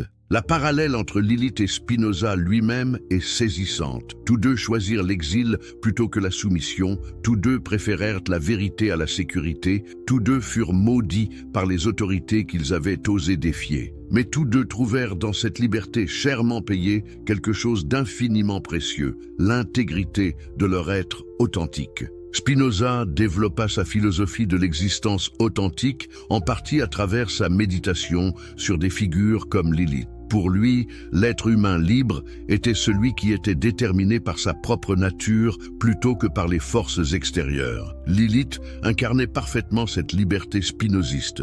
Elle agissait selon sa propre essence, refusant d'être déterminée par les attentes d'Adam ou les menaces des anges. Mais comment Spinoza interprétait-il la punition de Lilith? Plutôt que d'y voir une justice divine, il y reconnaissait le mécanisme par lequel les structures de pouvoir punissent ceux qui osent les défier. La mort quotidienne de 100 de ses enfants n'était pas une malédiction surnaturelle, mais la conséquence naturelle de vivre en opposition avec les forces dominantes. Cette interprétation spinoziste transformait complètement la signification de l'histoire. Lilith n'était plus une figure à craindre ou à condamner, mais un exemple à admirer et à suivre. Sa souffrance n'était pas le prix de sa rébellion, mais le témoignage de sa grandeur morale. Spinoza alla plus loin encore dans son analyse. Il suggéra que l'histoire de Lilith révélait une vérité fondamentale sur la condition humaine. Nous sommes tous confrontés au choix entre l'authenticité et la conformité, entre la liberté et la sécurité,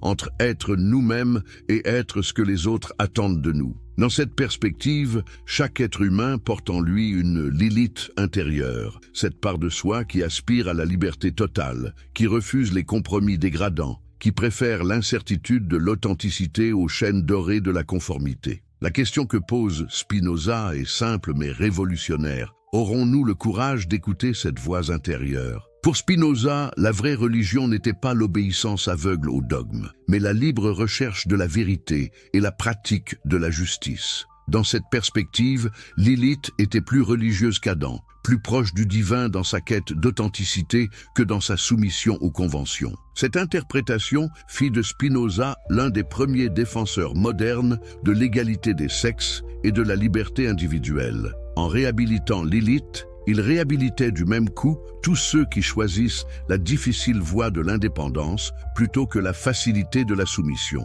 Mais peut-être le plus révolutionnaire dans l'approche de Spinoza était sa capacité à voir dans les mythes anciens des vérités éternelles sur la nature humaine. Lilith n'était pas seulement une figure du passé, mais un archétype vivant. Une possibilité toujours présente dans chaque existence humaine. Voilà pourquoi la révélation de Spinoza sur Lilith demeure si puissante aujourd'hui. Elle nous rappelle que la liberté n'est pas un don qu'on reçoit, mais un choix qu'on fait, jour après jour, face aux pressions de la conformité et aux séductions de la sécurité. La question que Spinoza nous pose à travers l'histoire de Lilith est donc très simple. Quelle part de vous-même êtes-vous prêt à sacrifier pour être accepté? Et inversement.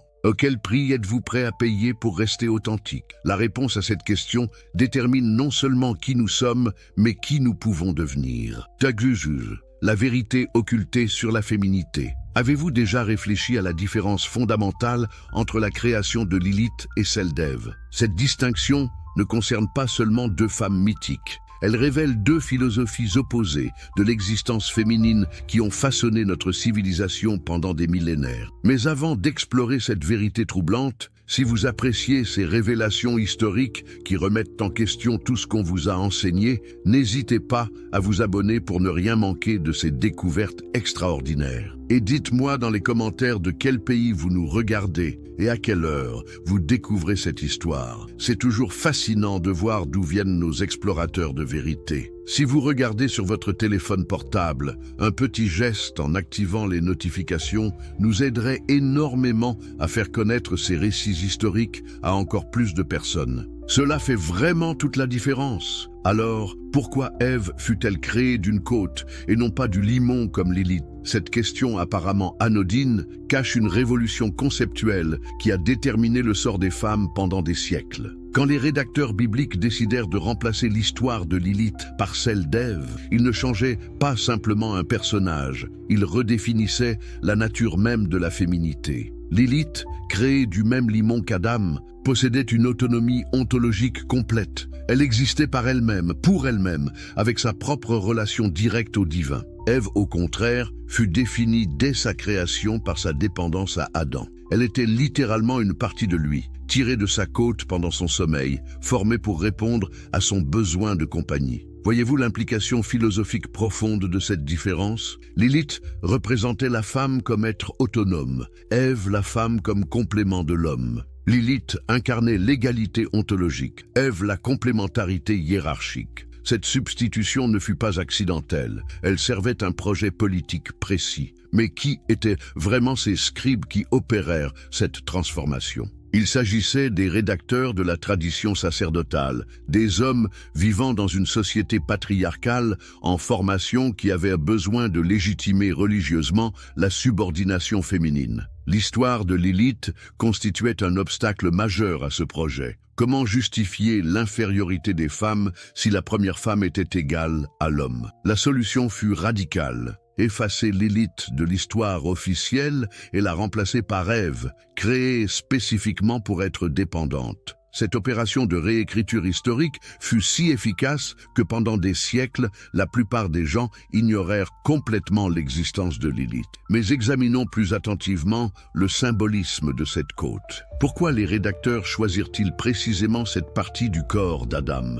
La côte protège le cœur et les organes vitaux. Elle suggère la protection, mais aussi l'enfermement. Ève n'était pas créée pour voler libre comme Lilith, mais pour rester près du cœur d'Adam, protégée mais limitée. Cette métaphore anatomique révèle une conception de la féminité comme essence protectrice mais subordonnée. La femme devait être proche de l'homme, nécessaire à son bien-être, mais toujours dans une position de dépendance structurelle. N'est-ce pas exactement le rôle que les sociétés patriarcales ont assigné aux femmes pendant des millénaires? Mais que se passa-t-il avec cette substitution? Adam accepta-t-il immédiatement Ève comme il n'avait pas accepté Lilith? Les textes nous disent qu'à la vue d'Ève, Adam s'exclama « Voici enfin l'os de mes os et la chair de ma chair ». Cette exclamation révèle quelque chose de troublant. Adam était satisfait précisément parce qu'Ève était une partie de lui-même plutôt qu'un être indépendant. Cette satisfaction d'Adam nous en dit long sur la psychologie masculine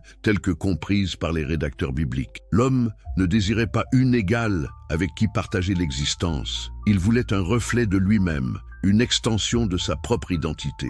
Lilith l'avait défié, Ève le confirmait. Mais quel fut le prix de cette harmonie apparente? Ève apporta la paix au jardin, mais au prix de sa propre souveraineté. Elle accepta ce que Lilith avait refusé, définir son existence en fonction d'Adam plutôt qu'en fonction d'elle-même. Cette acceptation inaugurait un modèle de féminité qui persisterait pendant des millénaires. Pourtant, même Ève ne put échapper complètement à l'héritage de Lilith. Quand le serpent la tenta dans le jardin, n'était-ce pas l'esprit de Lilith qui parlait à travers lui? Vous serez comme des dieux, connaissant le bien et le mal. Cette promesse de connaissance et d'autonomie résonnait avec quelque chose de profond dans la nature humaine, quelque chose que Lilith avait incarné complètement. La chute d'Ève peut être interprétée comme le retour refoulé de Lilith. Malgré sa création dépendante, Ève aspira finalement à la connaissance indépendante, à la capacité de juger par elle-même plutôt que d'obéir aveuglément. En croquant le fruit défendu,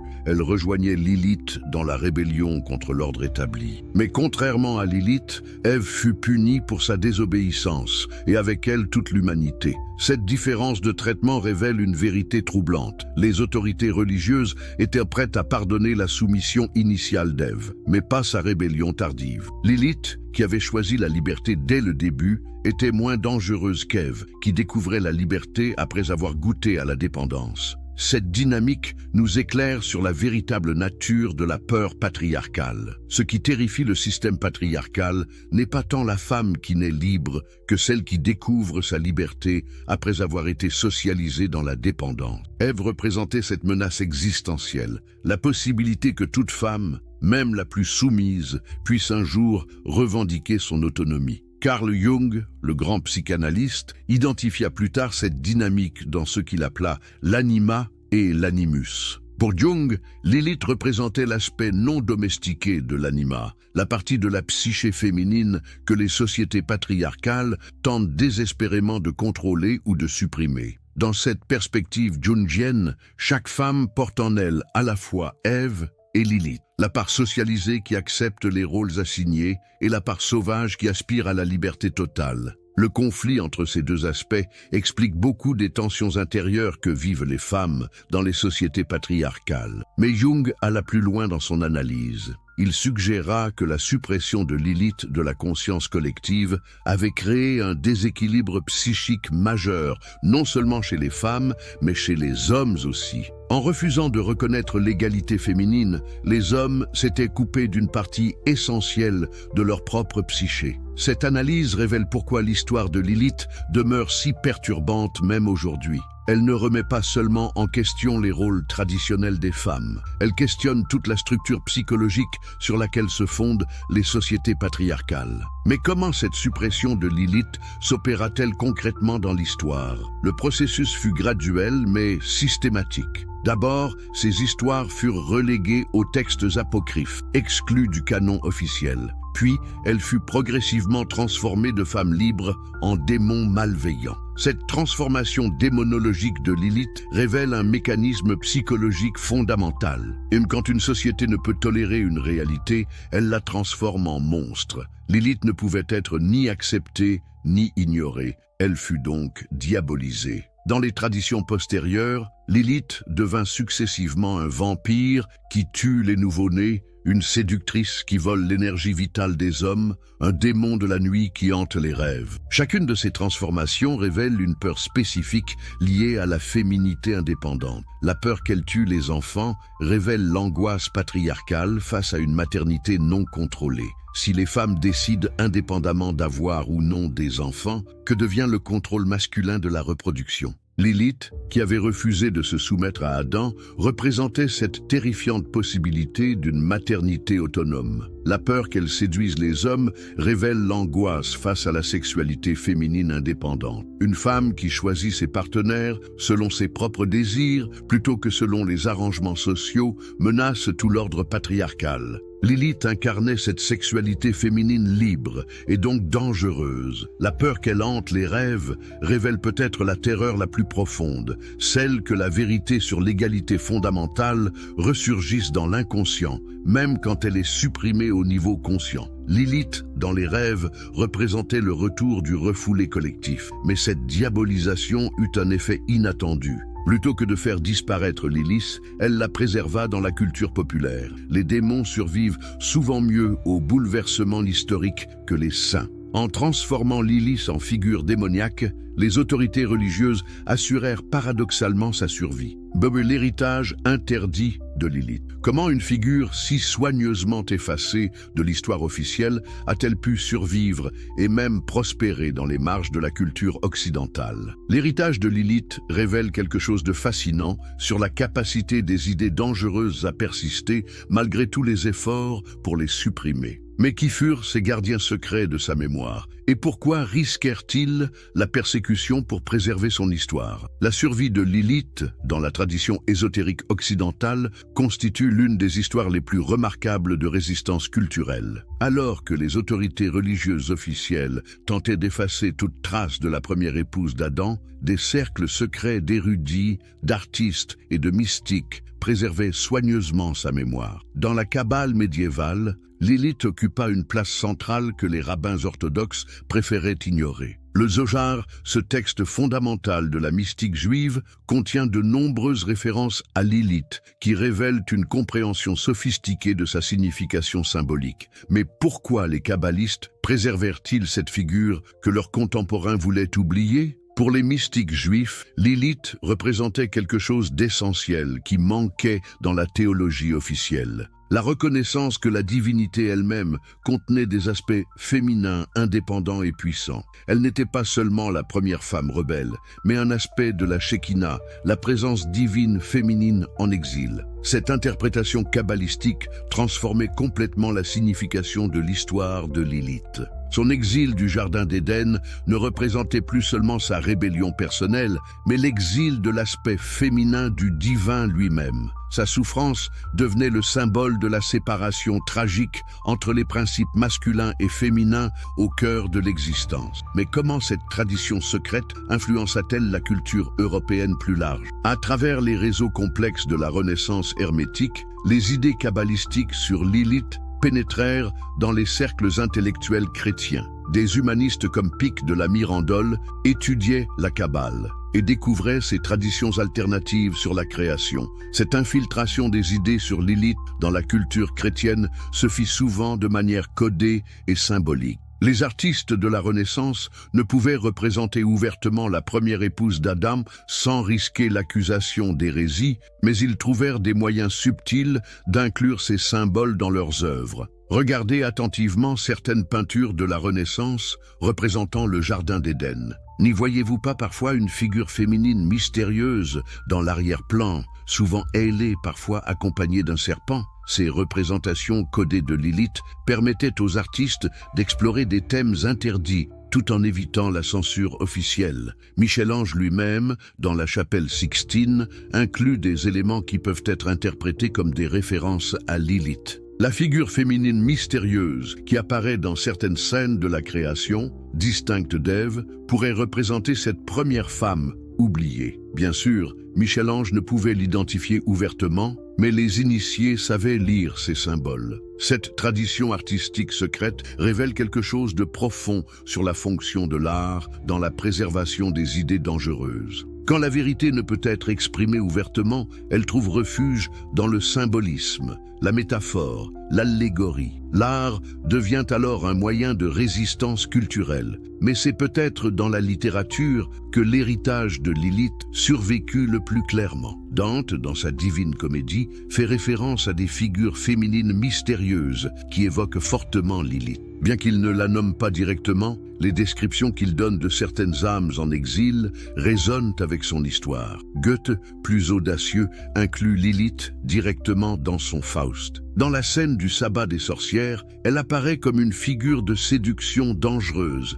mais Goethe lui donne une dignité et une complexité qui suggèrent une compréhension profonde de sa véritable signification. Pour Goethe, Lilith représentait la nature sauvage de l'existence, non domestiquée par les conventions sociales. Cette présence de Lilith dans Faust n'était pas accidentelle. Goethe, profondément influencé par les traditions ésotériques de son époque, comprenait que l'histoire de Faust, un homme qui vend son âme pour la connaissance, résonnait avec celle de Lilith, une femme qui choisit l'exil pour la liberté. Lord Byron, ce poète rebelle du romantisme anglais, fut encore plus explicite dans sa fascination pour Lilith. Dans ses notes personnelles, il écrivit « Lilith était plus belle qu'Ève, mais elle était sauvage et ne voulait pas se soumettre à Adam. C'est pourquoi elle fut bannie et remplacée par Ève, qui était docile. » Cette observation de Byron révèle une compréhension intuitive de la dynamique politique derrière l'histoire de Lilith. Pour Byron, comme pour d'autres romantiques, elle représentait l'esprit de rébellion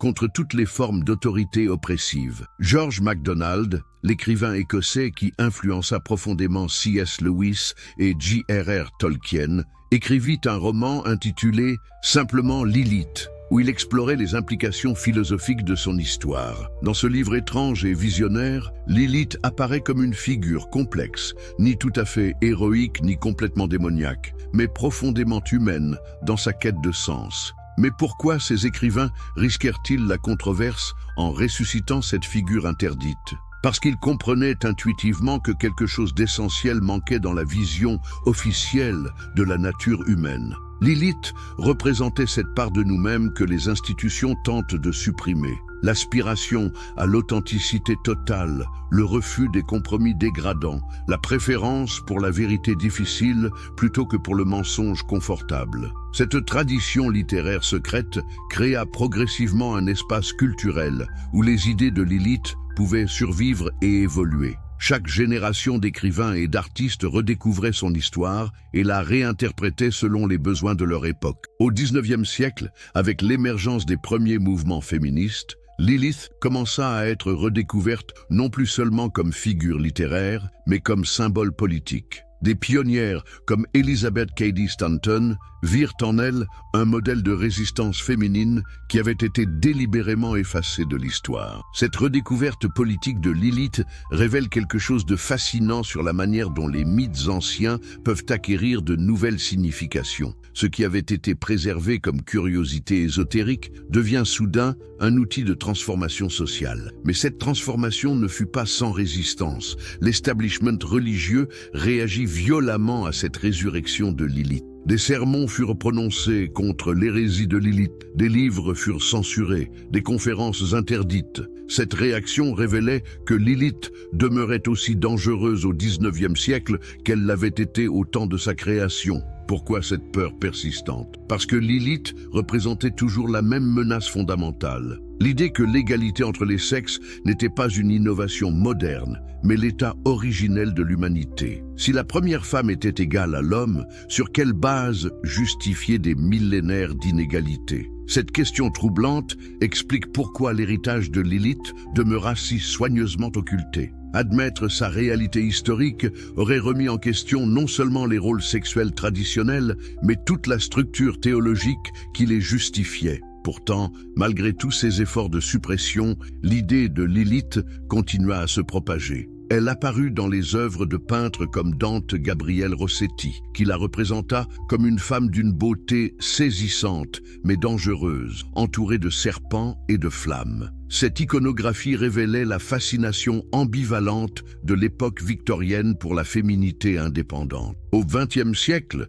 avec l'émergence de la psychanalyse, Lilith acquit de nouvelles dimensions de signification. Jung, comme nous l'avons vu, l'interpréta comme un archétype de l'inconscient collectif. Freud, plus prudent, évita largement de parler d'elle, mais ses disciples explorèrent les implications de son histoire pour la compréhension de la sexualité féminine. Cette psychologisation de Lilith révéla quelque chose d'important. Son histoire ne concernait pas seulement l'histoire ancienne ou la théologie, mais la structure même de la psyché humaine. Elle représentait des aspects de l'expérience humaine qui ne pouvaient être supprimés sans conséquences psychologiques graves. De Berure, conclusion finale. Nous voici arrivés au terme de cette exploration extraordinaire de l'une des histoires les plus censurées de l'humanité, mais que nous révèle finalement l'histoire de Lilith sur nous-mêmes, sur notre époque, sur les choix fondamentaux qui définissent une existence authentique et surtout, pourquoi cette figure vieille de millénaires continue-t-elle à nous interpeller avec une force si troublante? Spinoza nous a enseigné que la vérité n'a pas besoin de nos permissions pour exister. Elle se manifeste par sa propre puissance, malgré tous les efforts pour la supprimer. L'histoire de Lilith illustre parfaitement cette leçon spinoziste. Malgré des siècles de censure, de diabolisation et d'oubli délibéré, son récit a ressurgi avec une force renouvelée, comme si les idées vraiment puissantes portaient en elles leur propre garantie de survie. Mais qu'est-ce qui rend cette histoire si indestructible? Pourquoi, après tant de tentatives pour l'effacer, continue-t-elle à hanter notre imaginaire collectif? La réponse réside peut-être dans le fait que Lilith ne représente pas seulement un personnage mythologique, mais une possibilité permanente de l'existence humaine, le choix de l'authenticité, malgré les conséquences. Chaque fois qu'un être humain choisit la vérité difficile plutôt que le mensonge confortable, il incarne quelque chose de l'esprit de Lilith. Chaque fois qu'une personne refuse de sacrifier son intégrité pour obtenir l'acceptation sociale, elle marche sur les traces de cette première rebelle. Chaque fois que quelqu'un préfère l'incertitude de la liberté à la sécurité de la soumission, l'héritage de Lilith se perpétue. Cette universalité de son message explique pourquoi son histoire transcende les époques et les cultures. Lilith n'appartient pas seulement au passé, elle représente un choix que chaque génération, chaque individu doit affronter à nouveau. Serons-nous Adam, exigeant la soumission de nos égaux? Serons-nous Ève, acceptant initialement la dépendance, mais découvrant plus tard le goût de la liberté? Ou aurons-nous le courage d'être Lilith, choisissant l'authenticité dès le début, quelles qu'en soient les conséquences? Spinoza, ce philosophe excommunié qui osa révéler ses vérités interdites, nous a montré par son propre exemple ce que signifie choisir le chemin de Lilith. Comme elle, il fut banni de sa communauté pour avoir refusé de conformer sa pensée aux dogmes établis. Comme elle, il préféra l'exil à la compromission, Comme elle, il découvrit dans cette liberté chèrement payée quelque chose d'infiniment précieux, l'intégrité de son être authentique. Mais la leçon de Spinoza va plus loin encore. Il nous a enseigné que la liberté authentique n'est pas l'absence de contraintes, mais la capacité d'être déterminé par sa propre nature, plutôt que par les forces extérieures. Lilith incarnait parfaitement cette liberté spinoziste. Elle agissait selon son essence profonde, refusant d'être déformée par les attentes d'autrui. Cette conception de la liberté révèle pourquoi l'histoire de Lilith demeure si révolutionnaire. Elle ne prône pas l'anarchie ou le chaos, mais quelque chose de plus radical encore, l'authenticité absolue, la fidélité totale à sa propre nature, même quand cette fidélité exige des sacrifices douloureux. Pensez aux implications de cette philosophie dans notre monde contemporain. Combien d'entre nous sacrifient quotidiennement des parcelles de leur authenticité pour maintenir la paix sociale, obtenir l'approbation professionnelle ou simplement éviter les conflits? Combien acceptent de jouer des rôles qui trahissent leur nature profonde par peur de l'isolement ou de l'échec? L'histoire de Lilith nous pose une question dérangeante. Et si ces compromis apparemment raisonnables étaient en réalité plus coûteux que l'exil qu'elle choisit? Et si la vraie tragédie n'était pas son bannissement du paradis, mais notre acceptation de paradis conditionnel qui exige l'abandon de notre essence? Cette question prend une résonance particulière à notre époque de conformité numérique, où les réseaux sociaux créent de nouvelles formes de pression vers la normalisation des comportements et des pensées. Dans ce contexte, Lilith apparaît comme un antidote nécessaire, le rappel que l'authenticité a un prix, mais que ce prix vaut d'être payé. Mais l'héritage de Lilith ne concerne pas seulement les individus, il interroge nos structures sociales et politiques. Une société qui ne peut tolérer les Lilith, qui exige la soumission comme prix de l'appartenance, est-elle vraiment civilisée? Une culture qui préfère les Èves dociles aux Lilith indépendantes ne se prive-t-elle pas d'une partie essentielle de la créativité et de la vitalité humaine? Ces questions révèlent que l'histoire de Lilith n'est pas seulement un récit sur la féminité ou la rébellion, c'est une méditation sur les conditions nécessaires à l'épanouissement humain. Quelles sont les structures sociales qui permettent aux individus d'être pleinement eux-mêmes? Comment créer des communautés qui valorisent l'authenticité plutôt que la conformité? Spinoza suggérait que la vraie démocratie n'était possible que dans une société composée d'individus libres, c'est-à-dire d'individus capables d'agir selon leur propre nature plutôt que par peur ou par contrainte. Dans cette perspective, chaque Lilith qui choisit l'authenticité contribue à la possibilité d'une société véritablement libre. Mais peut-être la leçon la plus profonde de cette histoire concerne-t-elle la nature de l'amour authentique. Le conflit entre Adam et Lilith révèle deux conceptions radicalement opposées de la relation amoureuse. Adam désirait une compagne qui confirme son autorité. Lilith cherchait un partenaire qui respecte son égalité. Cette tension persiste dans toutes les relations humaines. Aimons-nous l'autre pour ce qu'il est vraiment ou pour ce qu'il nous apporte? L'histoire de Lilith suggère que l'amour authentique ne peut exister qu'entre égaux, que toute relation fondée sur la domination ou la soumission porte en elle les germes de sa propre destruction. Cette vérité, si elle était pleinement acceptée, révolutionnerait non seulement les relations entre les sexes, mais toutes les formes de relations humaines. En ce sens, Lilith n'était pas seulement la première féministe, elle était la première théoricienne de l'amour authentique, celui qui respecte et célèbre l'intégrité de l'autre plutôt que de chercher à la contrôler ou à la modifier. Cette compréhension de l'amour comme rencontre entre égaux libres révèle pourquoi son histoire demeure si perturbante